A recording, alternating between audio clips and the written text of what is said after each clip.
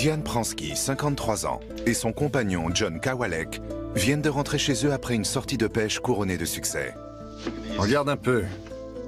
C'est à toi de cuisiner. Diane a une approche de la vie exceptionnelle. D'accord, c'est toi qui les as pêchés. Elle voit toujours le bon côté des choses. Et elle est toujours positive avec tout le monde. Elle est formidable. C'est un diamant. Un véritable joyau. Le couple est ensemble depuis 8 ans. Leur relation est très sérieuse, mais ils vivent séparément, chacun dans sa maison. Il faut que je montre ça à April. Salut maman. Regarde ce que j'ai pêché. Tous les jours, Diane appelle sa fille, April, qui vient de quitter la maison pour aller travailler en Floride. Je me souviens, quand ma mère a commencé à sortir avec John, elle allait souvent pêcher avec lui. Elle était ravie de l'accompagner à la pêche. Et je trouvais ça bizarre, parce que ma mère aimait plutôt les trucs de filles. C'est qu'elle devait vraiment l'aimer. Tu me manques. Toi aussi, tu me manques. On était très proches toutes les deux. Elle était triste que je parte faire mes études, mais elle me disait toujours qu'elle était fière de moi. Au revoir, chérie. Au revoir, maman.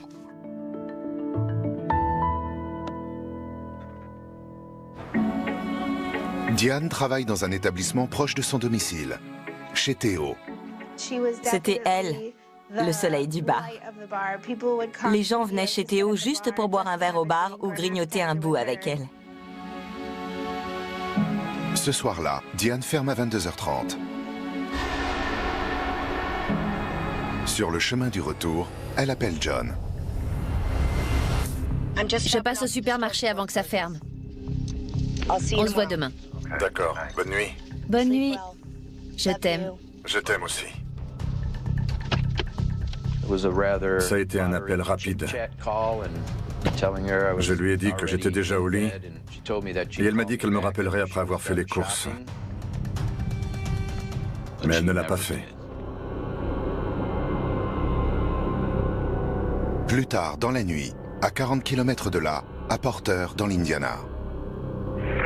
Femme en détresse, victime d'un braquage, d'un viol et de brûlures. Dans une station essence sur Melton Road. Il faut quelqu'un en urgence. Unité 147, j'y vais. De toute ma carrière, je n'avais jamais entendu un appel comme ça. Surtout avec 3 choses terribles dans le même appel. Braqué, brûlé et violé. Je n'avais jamais entendu ça.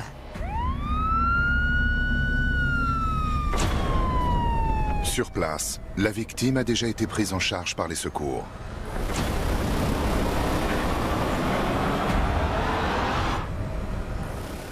Elle était grièvement brûlée au visage. Tous ses cheveux avaient brûlé aussi. Elle avait le visage tout rouge, boursouflé. Quand je l'ai vue, j'étais en état de choc. Je me suis demandé ce qui s'était passé. Je me posais beaucoup de questions et j'essayais de comprendre. On voit tellement de choses qui dépassent l'entendement qu'il faut devenir humain l'espace d'un instant pour apprécier la gravité de la situation avant de redevenir agent de police et de se demander ce qu'on peut faire pour aider.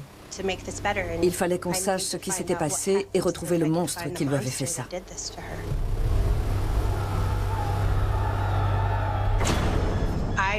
Je ne savais pas quoi penser. Je n'avais jamais vu quelqu'un avec autant de brûlures. L'agent Komisarczyk doit reconstituer les faits. S'il vous plaît, madame.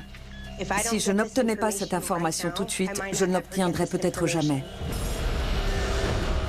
Et sans elle, on ne pouvait pas espérer arrêter celui qui lui avait fait ça. Comment vous vous appelez? Diane Pransky. Vu son état, je n'en revenais pas qu'elle puisse encore parler. Sa bouche et sa langue étaient brûlées. Et elle avait du mal à parler. Je ne pensais vraiment pas qu'elle pourrait s'en sortir. Je sais que les brûlures ont tendance à empirer avec le temps. Et en général, ça va assez vite. Ça empire très vite. L'agent Komisarczyk comprend que ces brûlures ne sont pas accidentelles. Quand j'ai senti l'odeur des produits chimiques qui émanaient de Diane, j'ai compris que ça avait été intentionnel. Je me suis dit qu'on l'avait aspergée pour qu'elle prenne feu. Est-ce que vous vous souvenez de quelque chose? Un homme avec un marteau. Diane m'a expliqué qu'en arrivant chez elle, un homme noir est sorti de son garage avec un marteau à la main. Et il l'a forcée à monter dans le coffre de sa voiture. Ensuite, il l'a violée. J'ai vu beaucoup de gens qui avaient vécu des situations atroces. En général, ils ne se souviennent de rien. Ils sont tellement choqués et brisés qu'ils oublient tout. Diane était tellement calme et tranquille que malgré ses brûlures, la douleur et ses difficultés à parler, elle a pu me donner toutes les informations que je lui demandais. Elle m'a même donné son adresse. Elle était très précise dans ses réponses. Elle m'a dicté la plaque d'immatriculation de sa voiture, ce qui a été très précieux, puisque son agresseur lui avait volé son véhicule. Alors que la police diffuse le signalement du véhicule volé, Diane est conduite aux urgences. Sa vie ne tient plus qu'à un fil. À Lansing, les enquêteurs Chuck Whedon et Tony Curtis sont chargés de l'affaire. J'en ai eu des frissons dans le dos. Parce qu'en 30 ans de carrière, j'ai vu des dizaines d'homicides. C'est le crime le plus horrible auquel j'ai eu affaire. Quelqu'un qui fait l'effort de rouler aussi loin jusqu'à un lieu isolé pour lui mettre le feu, pour lui faire tout ce qu'il lui a fait, pour moi, cette personne a le mal en elle et c'est incurable. C'est le pire monstre que j'ai vu de ma vie. L'inspecteur Whedon commence par chercher des informations sur la victime. Je n'ai rien trouvé sur Diane, mis à part une contravention de stationnement qui datait de plusieurs années. Pas de casier judiciaire, pas de problème avec la justice. Mais le partenaire de Whedon, Tony Curtis, reconnaît le visage de Diane. Attends, je la connais. Nos filles faisaient de la danse ensemble. Quand j'apprends que j'ai un lien personnel avec une victime, l'enjeu devient un peu plus important.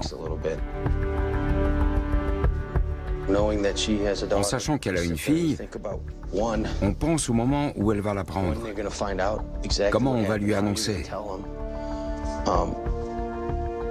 Je tiens à lui dire que je ferai tout ce qui est en mon pouvoir, parce que ça devient plus personnel pour moi. Je veux résoudre cette affaire au plus vite. Il y a l'aspect humain qui entre en jeu. Ce n'est pas seulement une victime, c'est quelqu'un que je connais et qui lutte pour rester en vie. Alors on doit faire notre maximum pour elle, et pour résoudre cette enquête le plus vite possible. À ma connaissance, Diane n'avait pas d'ennemis. Elle n'avait aucune raison de penser qu'une chose pareille pouvait lui arriver. Envoyez quelqu'un chez Diane pour voir s'il trouve quelque chose. Un agent de police se rend chez Diane, à Lansing, dans l'Illinois. À 50 km de là où elle a été retrouvée brûlée vive.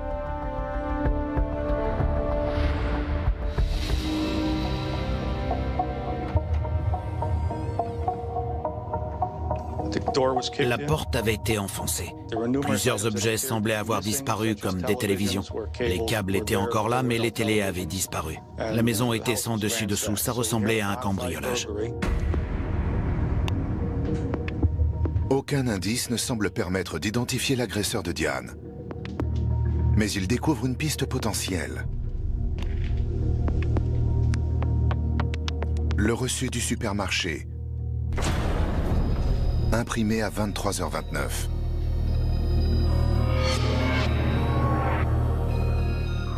La maison de Diane n'est qu'à 3 rues de ce magasin, donc on sait qu'elle est rentrée chez elle à peine quelques minutes plus tard. C'est donc l'heure à laquelle elle a été enlevée. Je m'en occupe. L'inspecteur Curtis se rend immédiatement au supermarché. Ça nous permet de commencer quelque part. On peut aller sur place pour savoir si elle s'est disputée avec quelqu'un dans le magasin ou si elle a été suivie depuis le parking.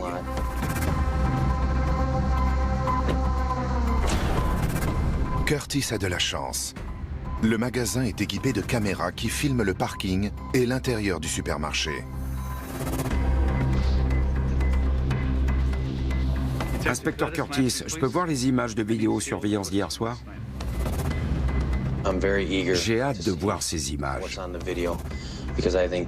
C'est la première étape pour retrouver les coupables.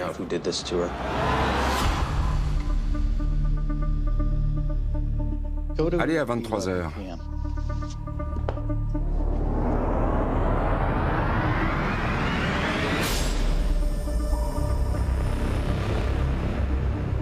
Laissez tourner. Un véhicule arrive. Agrandissez. Il ressemble à la voiture de Diane. Mais Curtis ne voit pas qui est à l'intérieur. Laissez tourner. Une personne en sort. Elle est seule et se dirige vers le magasin. Passez à l'intérieur.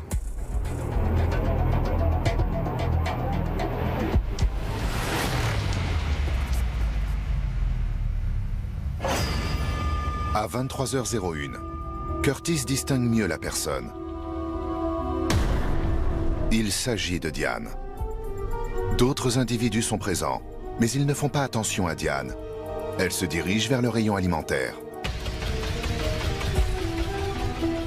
Quand j'ai regardé la vidéo, que je l'ai vu faire ses courses normalement, acheter à manger sans avoir la moindre idée de ce qui allait lui arriver, ça a été dur. Allez à 23h29. C'est l'heure qui apparaît sur le reçu qu'on a retrouvé chez elle. Arrêtez là. Zoomez. Très bien.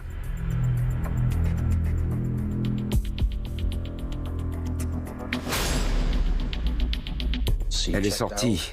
Rien ne semble indiquer que quelqu'un l'ait remarqué, hormis le caissier, bien sûr.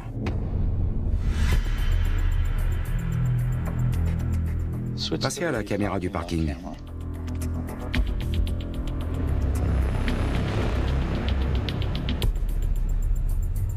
Diane range ses courses dans son coffre. Zoomez. Elle va reposer le chariot.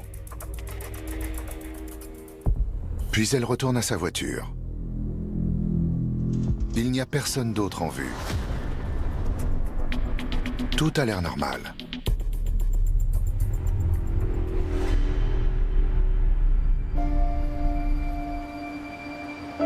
Quelques heures après l'agression de Diane Pransky, l'inspecteur Whedon se rend aux urgences.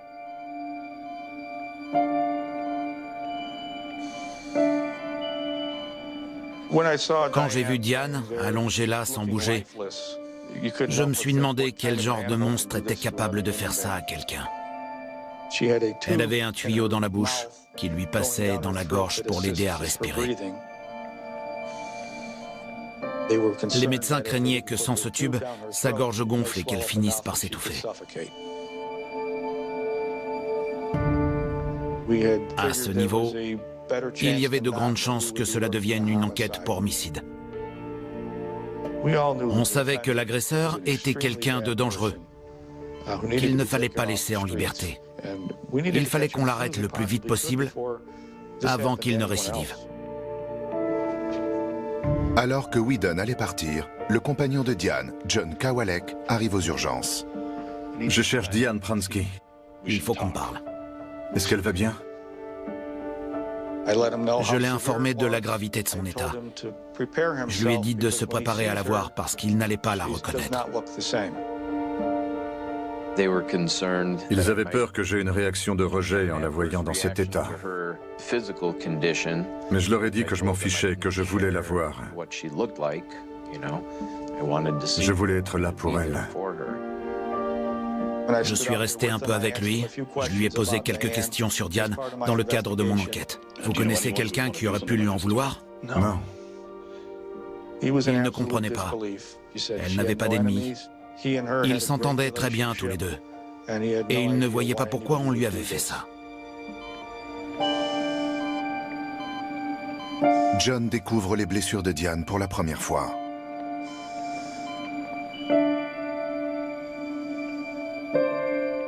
En arrivant à l'hôpital, j'étais terrifié. Elle avait des bandages partout, sauf sur une petite partie du visage où était posé le masque à oxygène. C'était assez impressionnant. J'étais très nerveux à ce moment-là. J'étais en larmes. Je lui ai dit que je serais là pour elle, de ne pas s'inquiéter, que je m'assurerais qu'elle ait tout ce dont elle aurait besoin. Tiens le coup, tu vas t'en sortir. On va à la pêche ensemble. C'était très émouvant comme situation. C'est la réalité que vivent les victimes de crimes. Excusez-moi. Monsieur Kawalek, je dois y aller. Je vous tiens au courant dès qu'on a quelque chose. D'accord. John doit maintenant passer l'appel le plus difficile de sa vie.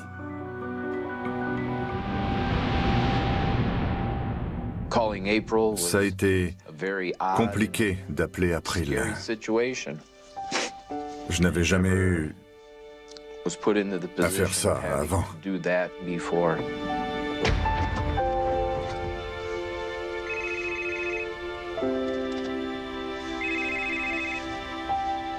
Allô?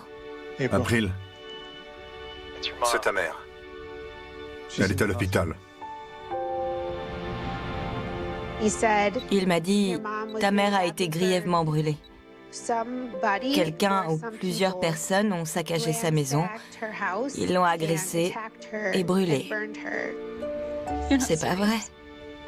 Hélas, si. C'était la pire chose que j'ai jamais entendue. C'est pour ça que je l'ai pas cru. Je ne pensais pas qu'une chose pareille pouvait arriver à ma mère. Elle va s'en sortir? Je ne sais pas.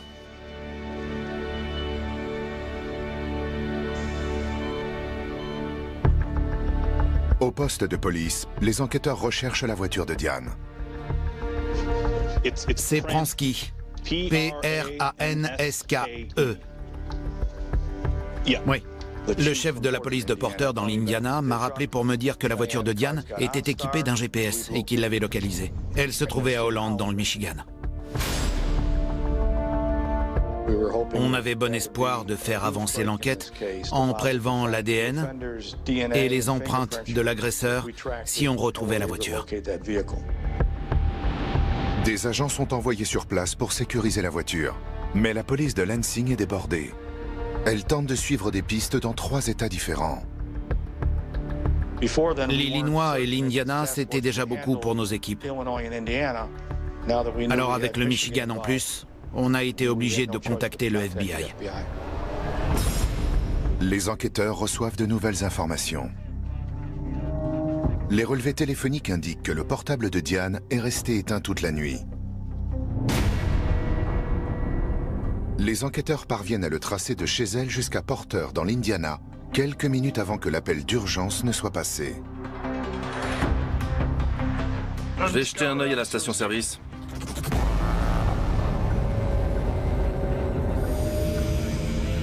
Les agents du FBI se rendent à l'endroit où le portable a été localisé pour la dernière fois. Ils découvrent un entrepôt abandonné.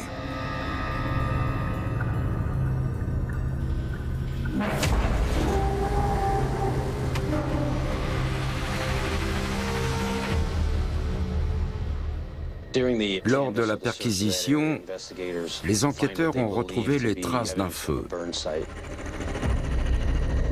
Les enquêteurs doivent commencer par s'assurer qu'il s'agit bien de la scène du crime. Ils ont besoin de la présence de caméras. En faisant le tour du bâtiment, ils ont vu que de l'autre côté de la rue, il y avait un magasin qui était équipé d'une caméra de surveillance. Ils ont de la chance. La caméra est orientée vers l'entrepôt. Le responsable du bâtiment a bien les vidéos, mais il ne peut pas les lire sur place. Il nous les envoie le plus vite possible. D'accord. Je ne connaissais pas Diane, mais je m'étais renseigné pour l'enquête. Je savais qu'elle avait une fille qui vivait en Floride. Je connaissais John, son compagnon. Je savais qu'elle n'avait pas de casier judiciaire et que c'était une citoyenne honnête, très appréciée de tout le monde. Le lendemain de l'agression de sa mère, April arrive de Floride. C'est là que j'ai découvert son état de santé. Juste à ce moment-là. Quel est le pronostic? Elle m'a dit qu'avec les victimes de brûlures au 3e degré, tout pouvait arriver. Elle pouvait développer une infection et en mourir. Les greffes pouvaient être rejetées et sans peau sur ses brûlures, elle ne pouvait pas survivre. Elle jouait sa vie.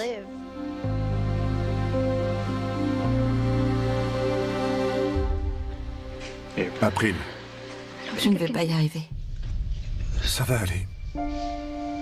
Je ne voulais pas entrer. Je ne voulais pas voir la personne que l'infirmière m'avait décrite. Je veux retrouver ma mère.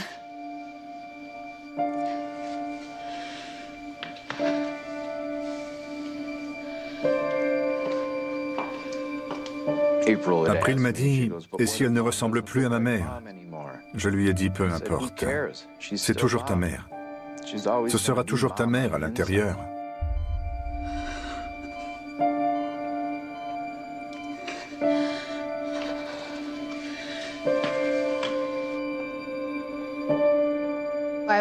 Je me suis approchée d'elle, je lui ai pris la main et elle m'a serré très fort. Je ne pensais pas qu'elle aurait autant de force pour me serrer la main comme ça, vu son état. Mais j'étais contente d'être là, et elle était contente que je sois là.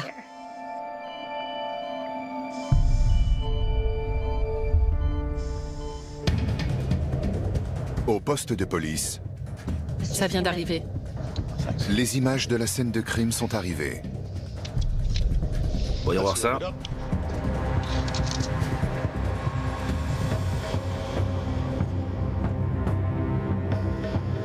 La caméra filme l'entrepôt, mais il est partiellement caché par des arbres.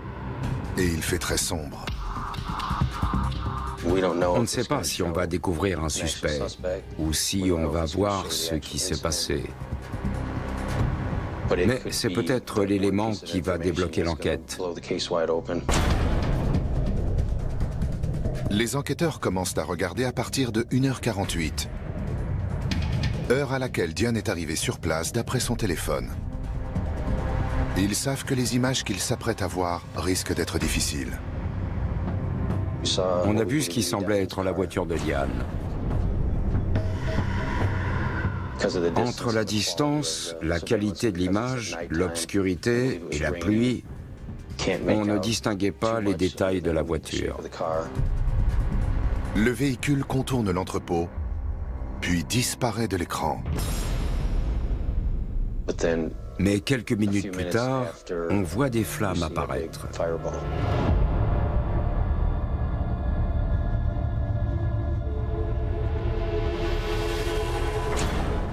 Les flammes continuent pendant plusieurs minutes.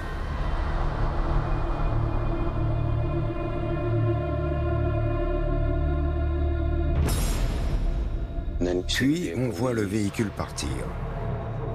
Il prend la direction du nord vers la nationale. L'agresseur est sûrement au volant de la voiture. Mais il fait trop sombre pour le voir.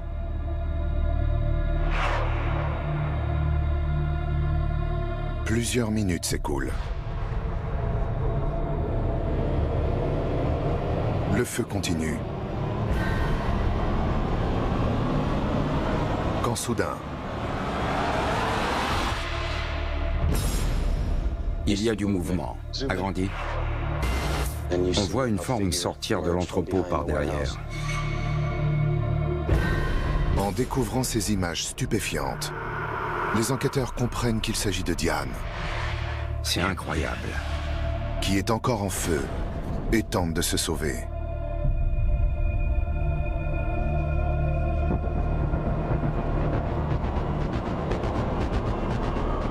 Diane ne parvient à marcher que 36 secondes avant de s'effondrer.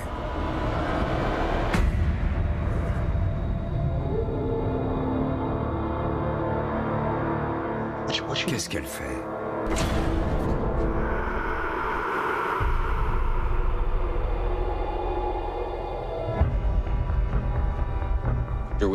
On a compris qu'il s'agissait de Diane et qu'elle essayait d'éteindre les flammes dans une flaque d'eau.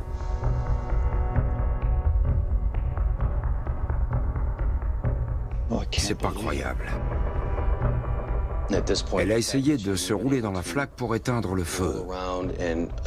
Je ne sais pas si j'en aurais été capable. Je ne sais pas combien de gens auraient pu faire ça.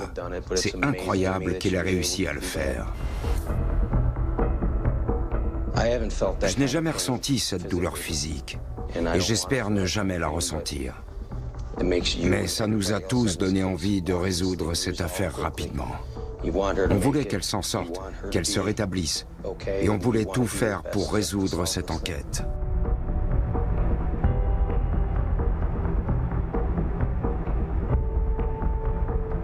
Malheureusement, cette vidéo ne leur fournit aucune piste. On n'avait toujours pas avancé dans l'identification du suspect.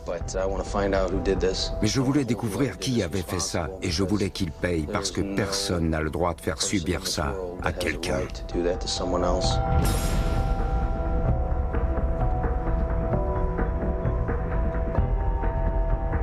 Les enquêteurs reçoivent alors le relevé bancaire de Diane. Il indique que sa carte de crédit a été utilisée dans 2 distributeurs différents cette nuit-là, avant que Diane n'arrive à l'entrepôt. Les relevés bancaires de Diane indiquaient l'endroit précis où les transactions avaient eu lieu grâce à un numéro d'agence. Donc on a pu obtenir l'adresse exacte. Les policiers se rendent immédiatement sur les lieux. Nos collègues ont essayé de se procurer les vidéos des distributeurs pour tenter d'obtenir un visuel de la personne qui s'était servie de la carte. Mauvaise nouvelle à la première banque. Les caméras du distributeur ne fonctionnaient pas. À la seconde banque, en revanche, la caméra était intégrée dans le distributeur. Il visionne les images. Mais il ne voit qu'un écran vide. Jusqu'à 23h57.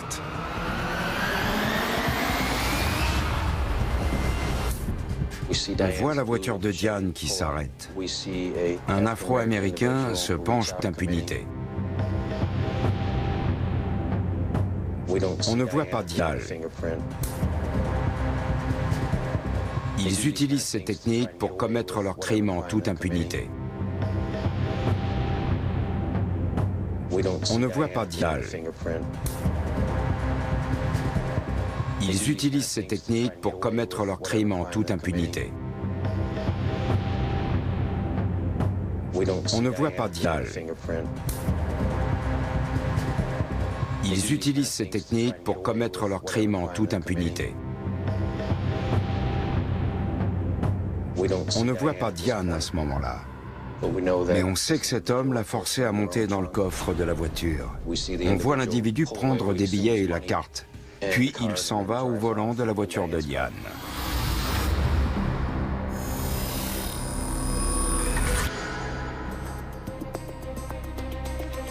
Curtis réunit ses équipiers pour leur distribuer une capture d'écran du suspect. Quelqu'un le reconnaît? C'est l'élément le plus important qu'on soit parvenu à obtenir. Le portable a été déterminant, mais le relevé bancaire et la vidéo du distributeur étaient les deux éléments essentiels à ce stade. On n'avait pas le nom de cette personne, mais on avait son visage sur une vidéo en lien avec la victime.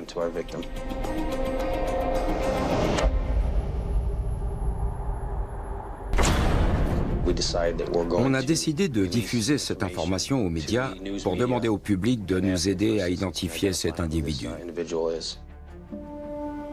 Juste avant que la photo ne soit diffusée, Curtis appelle April pour la tenir informée.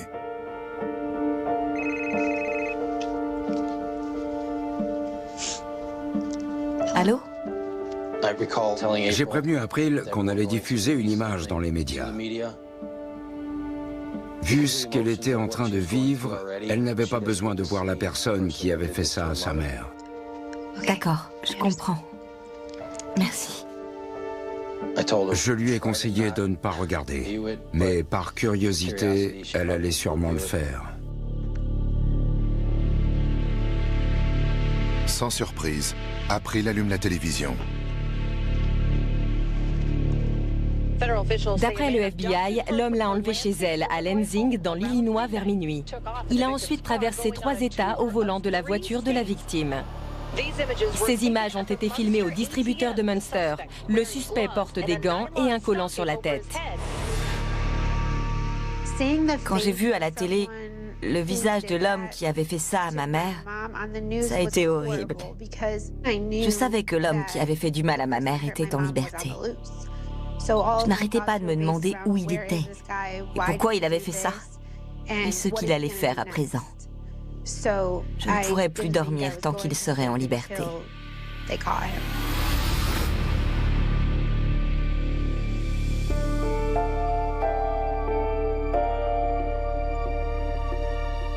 La nuit, on attend et on espère que quelqu'un l'identifie. Je n'ai pas très bien dormi. Je suis comme ça. Les autres enquêteurs aussi. On tourne dans le lit en se demandant ce qu'on pourrait faire, ce qu'on n'a pas fait, et en espérant avoir de nouveaux éléments le lendemain matin. Le lendemain matin, les prières des enquêteurs ont été entendues. Regarde ce qu'on a reçu. Quelqu'un a contacté la police pour donner un nom et une photo.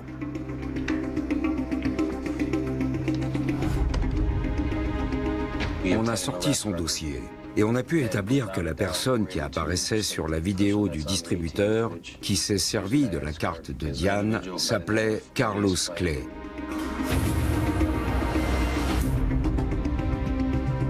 En faisant quelques recherches, on a découvert qu'il avait un casier. Carlos Clay a des antécédents judiciaires. Il a déjà été arrêté pour avoir tiré sur un homme au cours d'un braquage. La victime a survécu. Et depuis, la liberté conditionnelle de Clay a été levée. D'autres enquêteurs ont obtenu des informations sur Clay. Il travaillait pour une entreprise de carrelage de Lansing. Et il habitait également à Lansing, à quelques rues à peine de chez Diane. Le dossier de Clay indique aussi une adresse à Holland, dans le Michigan, non loin de l'endroit où la voiture de Diane a été identifiée.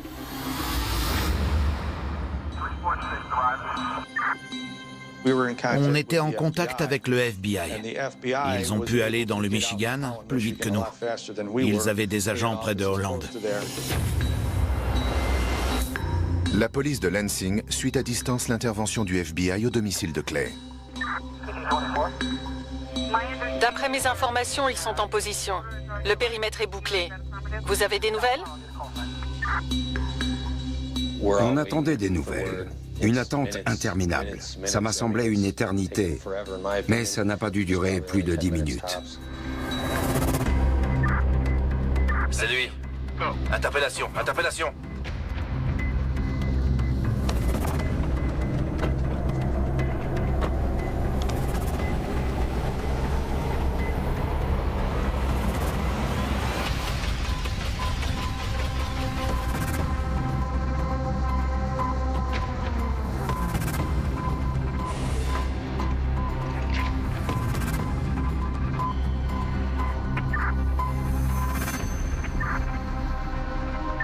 appréhendé. Ouais. On le tient. Au fond de moi, j'avais l'impression d'avoir remporté le Super Bowl.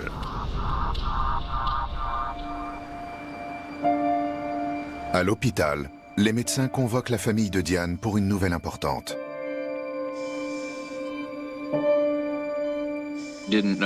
À ce moment-là, on ne savait toujours pas si Diane allait s'en sortir. Les médecins nous ont expliqué que 2 personnes sur 3 ne survivaient pas, qu'elles ne se remettaient pas de ce genre de blessure. Je pensais que ma mère allait mourir. Je m'y préparais déjà psychologiquement.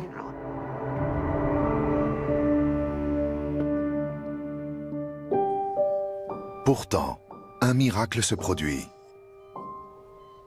Je m'appelle Diane Pransky et j'ai survécu à une agression en septembre 2015.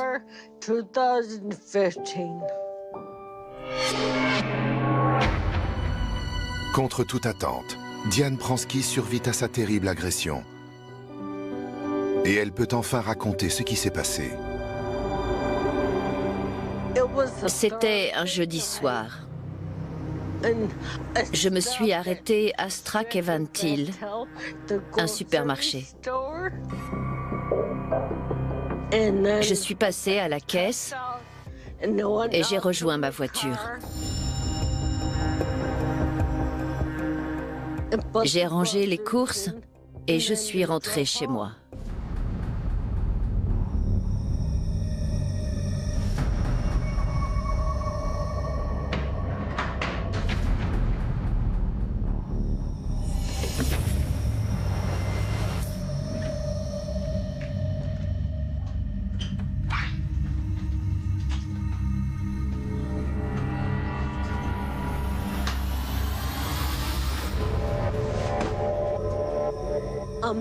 Un homme était chez moi. Il avait un marteau à la main. Il m'a dit qu'il voulait de l'argent.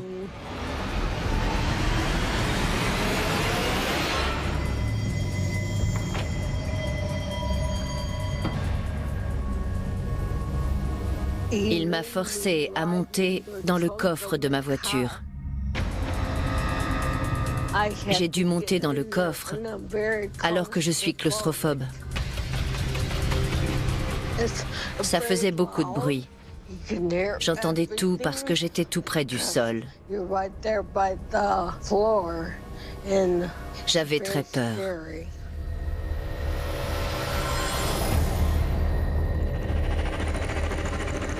Alors que Diane est enfermée dans le coffre de sa voiture, Clay utilise sa carte de crédit et son code pour retirer de l'argent. J'ai prié de toutes mes forces pour m'en sortir vivante. «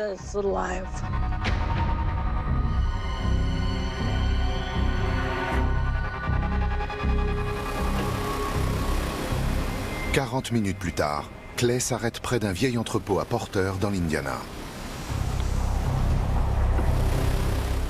Il est venu sur la banquette arrière avec moi. Et il m'a violée. Ensuite, je suis sortie. Mais il m'a poursuivie. Il avait ses mains sur moi. Il essayait de m'étrangler. Il a serré mon cou jusqu'à ce que je perde connaissance.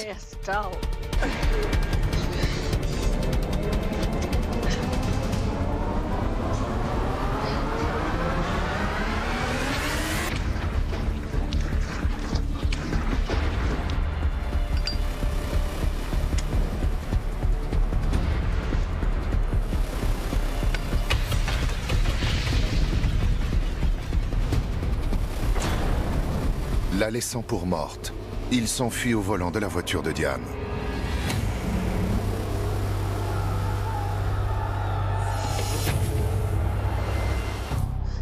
Je me suis réveillée et J'ai vu que mes jambes étaient en feu. Mais j'avais l'impression que quelqu'un me disait de me lever.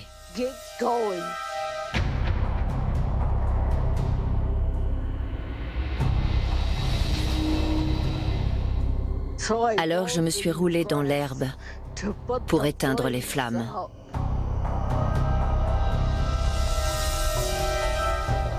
C'était complètement fou. J'étais en feu et j'essayais de me sauver.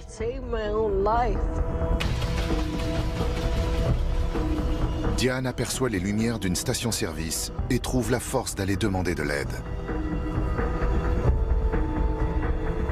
Je pense que c'était spirituel. Quelque chose comme des anges, des esprits ou Dieu, je ne sais pas.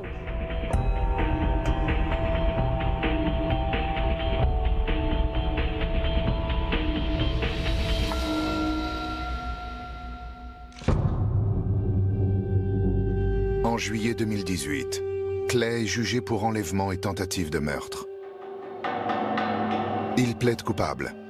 Il est condamné à la réclusion criminelle à perpétuité sans possibilité de libération. Ce qui compte, c'est qu'il reste en prison pour toujours. Au fond de moi, je lui ai pardonné. Mais ça ne veut pas dire que je souhaite qu'il sorte de prison.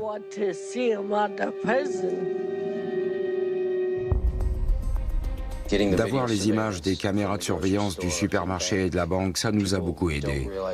On ne se rend pas compte de l'importance de la vidéosurveillance dans une enquête. Des tas d'affaires ont été résolues grâce à ces caméras. La vidéosurveillance permet d'obtenir une représentation précise de ce qui s'est passé. Un témoin peut apporter un témoignage. Mais un témoin, c'est humain. Et un humain, ça peut oublier des détails, avoir une vision déformée et mal interpréter les choses. Avec les caméras, pas d'erreur d'interprétation. Les caméras rendent compte de la réalité de la forme la plus juste qui soit. Je ne suis pas partisan de la peine de mort. Mais dans l'ensemble, il s'en est beaucoup mieux sorti que Diane. Voici notre grande héroïne. Diane continue de se remettre de cet atroce cauchemar.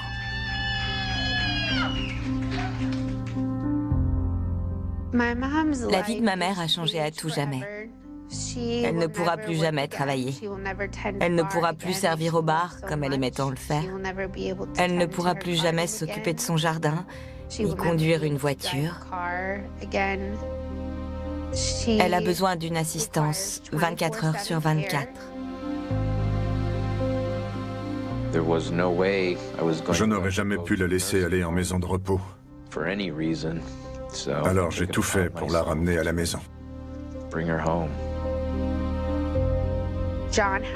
John doit tout faire pour elle. Il cuisine, il lui découpe ses aliments, il l'emmène aux toilettes, il lui donne la douche tous les jours. Elle ne peut plus rien faire toute seule. Je l'aime très fort. Et je le remercie de s'occuper si bien de moi et d'être auprès de moi tous les jours.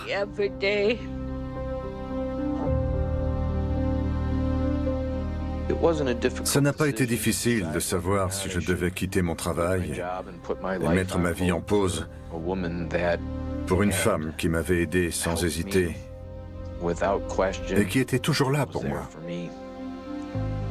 Toujours.